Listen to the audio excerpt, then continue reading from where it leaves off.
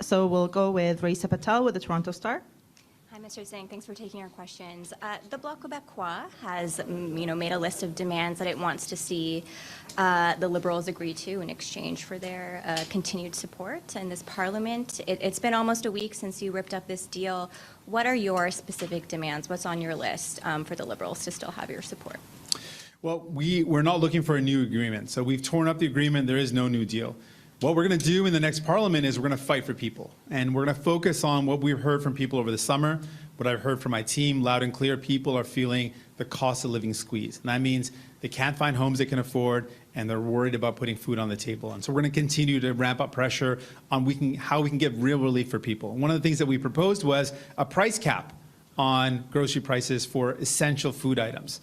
That if big corporate grocery stores don't lower the prices, we impose a price cap on the essentials, talking about bread, talking about baby formula.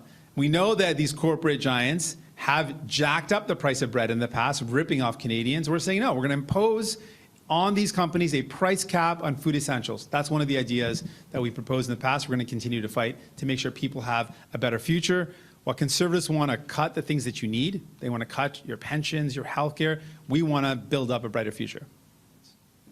Hi, Mr. Singh. David Thurton from CBC News.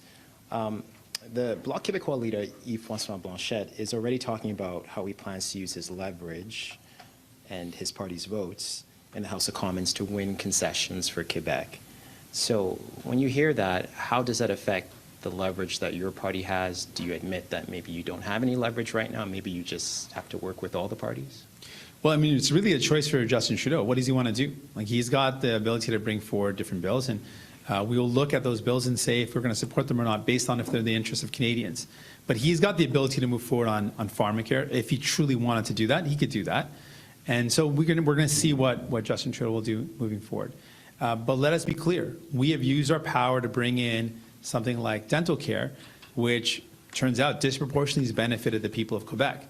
So the Bloc leader is going to have to answer the question why he wants to cut our program that's helping out his province and the people of his province in a disproportionate way. Why we want to cut that from the residents of this province, he'll have to answer why that's something he wants to do.